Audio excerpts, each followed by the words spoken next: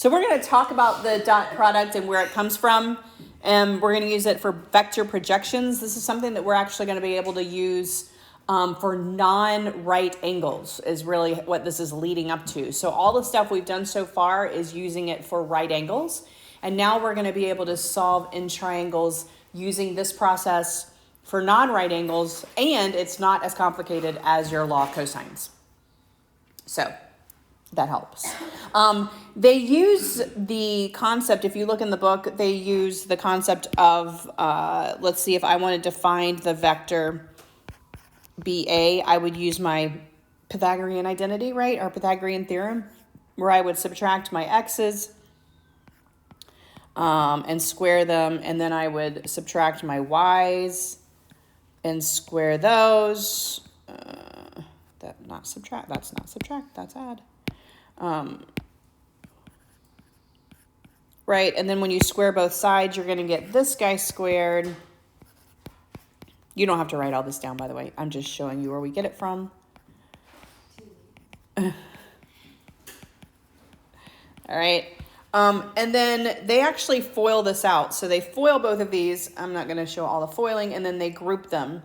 And you end up with the magnitude of A, like when you FOIL all of this, you end up with like A1 squared plus A2 squared, and you end up with B1 squared plus B2 squared, which ends up being your magnitude squared of the first guy, your magnitude of the second guy, and then you have this leftover piece, 2 of what happens when you multiply the x's of them and add it to the multiplication of the y's. And this little piece of that foiling, when you FOIL these guys out, you get this little piece. That is your dot product. That is your dot product. And that's where they get dot product. So the dot product is what we're going to use, but that's where they get it from. They get it from your Pythagorean theorem. And so let's look at the concept of dot product, and we're going to go from there and use it to find angle measurements and all. So if we look at the concept here on the middle of page 500, dot product, that's the little piece we just did. The A1, B1, A2, B2. What it represents is your x values of your one vector and your y values of your vectors. So A1, B1 are your x values of each vector. A2, B2 are your y values of each vector. Okay, so you can think of it as x1, x2, y1, y2. You can also think of it that way if it helps you grasp what they're doing. They took the product of the x values and they add it to the product of the y values. That is what's called your dot product. Your dot product, all right? Now, for any type of angle except a right angle, you're going to get some numeric value there other than 0. If the vectors have a 0 dot product, they are perpendicular. So this term orthogonal vectors, that just means they're perpendicular. If they are perpendicular, this dot product will be 0. And so if they are orthogonal, orthogonal is just a new term, meaning your dot product is 0. And what it indicates is that you have perpendicular lines. Perpendicular lines form what type of angle? Right angles, okay? So perpendicular lines form right angles. If your dot product is 0, it is telling you you have a right angle between those two vectors, okay? So that's what orthogonal is telling you. Just a new term indicating your dot product is 0 and that you have right angles there. Finding the dot product is not hard. When they want dot product, they're going to have U, and they're going to have this really distinctive dot and V. When we are talking about vectors, that does not mean multiplication between the vectors, even though you're using multiplication, all right? So it's a different concept. It actually means dot product, and so we're going to multiply pieces of it, but then you add them together. So when they want the dot product of U and V, then they want you to take the x values and multiply those, and then you add the product of the y values, all right? And then you just do the process. 3 times -4, 6 times 2. Your dot product here is 0. This tells you some things about this. They are orthogonal. So you're going to say, yes, those are orthogonal. And you know that these two are perpendicular. So you know that these two vectors are perpendicular. And if you look at the picture, they have the right angle there, but even if you didn't have that right angle there, you could do that orthogonal. You establish that process after that. All right, if I'm finding my dot product here between u and v of this one, I'm going to do the same thing. My x value times my x value plus my y value times my y value. So my dot product here is 36. These are not orthogonal. So you would say, no, they're not orthogonal.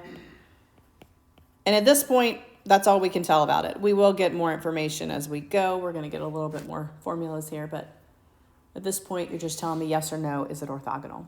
So go ahead and try guided practice A and B there, top of page 501.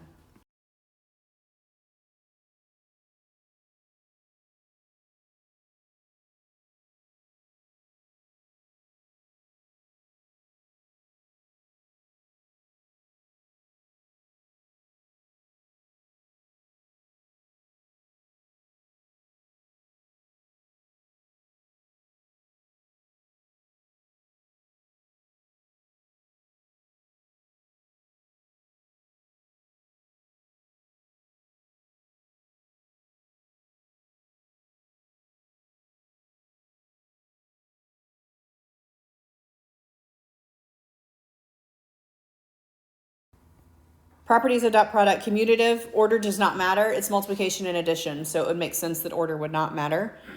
Distributive, you can do a dot product between the sum of two, and it's the same as doing the dot product individually and then adding them. Scalar, you can multiply a scalar through. Now you'll notice, I want to pay attention here. When you have an addition sign, that u dot product applies to both of them.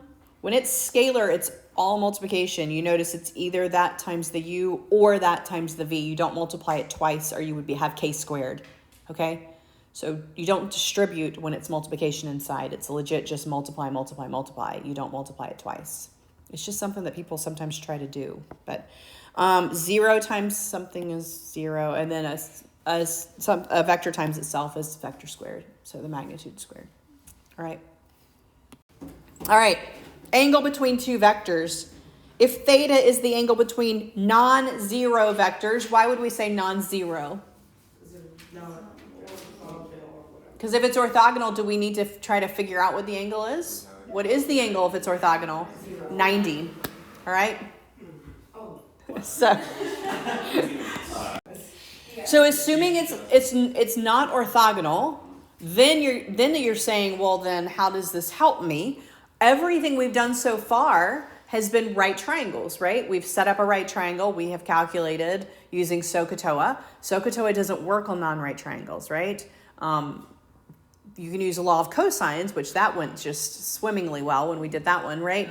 And so this is yet another way to help find that angle. And so what's happening here is you have your two rays right here, your two vectors. Some angle is in between. The dot product is not 0, because if it were, we were done. And so if we have a non-zero vectors, then you can actually solve back into it. The dot product of the two vectors over, and this little notation does not mean absolute value in vector world. What does it mean? Magnitude. The absolute value signs here are magnitude. Magnitude. That's the length.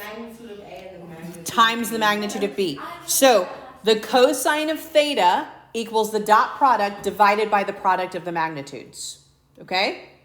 Now, that means if I'm trying to solve the angle, I'm not going to use cosine. What am I going to use if I'm trying to solve for the angle?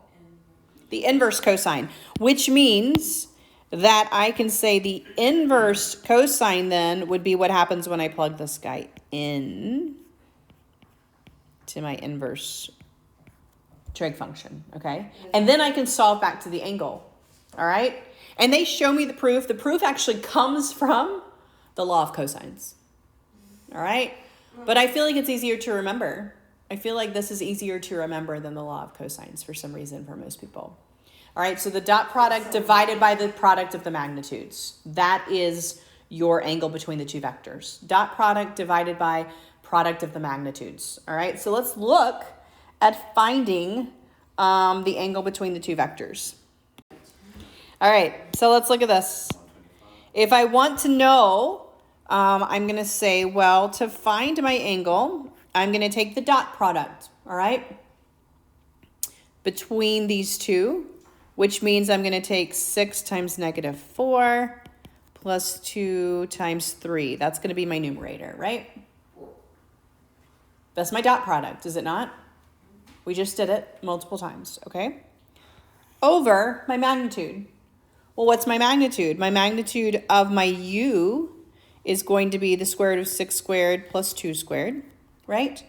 Times the magnitude of v, which is -4 squared times, plus, not times, plus 3 squared. Okay? So that's what we're trying to find here. You can go ahead and simplify it if you want to. 6 and -4 is -24. 2 and 3 is 6, so -24 plus 6 is -18, right? Over 6 squared is 36, 2 squared is 4, so the square root of 40, times -4 squared is 16, plus 3 squared is 9, that's the square root of 25, which is 5, right? Now, if you're actually putting this into your calculator, you can actually do it at this point, all right? You can do it at this point. They simplified it, so they took a 4 out, so 2 squared of 10. So in your book, you're going to see -18 over 10 squared of 10. But if you're using your calculator, obviously, because you're not going to do inverse cosine in your head necessarily, you can actually plug it in at this point. So when you put all of that in, it's going to round to approximately 125 degrees. All right, what does that tell us? If you look at the figure on the coordinate plane here, we have our first vector, which goes 6, 2, right? That's our first vector. Our second vector goes to -4, 3. We calculated this angle in between the two vectors is what we just did, 125 degrees. All right, let's look at the next one. If I want to find this one, I'm going to say the cosine of inverse here, the dot products. So 3 times 3 plus 1 times -3 over the square root of 3 squared plus 1 squared times the square root of 3 squared times -3 squared, which is the cosine inverse, obviously. 9 plus -3. I don't know what they did there. They reduced. And then square root of 10 and square root of 18. They simplified, so when you do this, 2 and 5, 2 and 9, 3 and 3, you actually get 6 square root of 2, or 6 square root of 5, sorry. So when you see in your books that they did 6, they reduced that bottom, and so that's why you have 1 over the square root of 5 in your books. But you can, if you're just finding the angle, you can plug it into your calculator at that point without reducing. You can legitimately plug it all in. You're going to get the same answer. So when you plug that in, again, you'll get approximately 63.4 degrees. And if you look once again, you'll see what happened here. We had a vector that started at the origin and went to 3, 1, started the origin, went to 3, -3. The angle in between those two vectors is 63 degrees. 63 degrees. So how would that help you potentially? Well, At this point, I could do my SOHCAHTOA to find this guy if I needed to do movement here. Like, there's a lot of things then you could do at that point if you knew the angle in between them, right? If you needed to know direction or if you needed to know something else, that can help you if you know that angle in between them.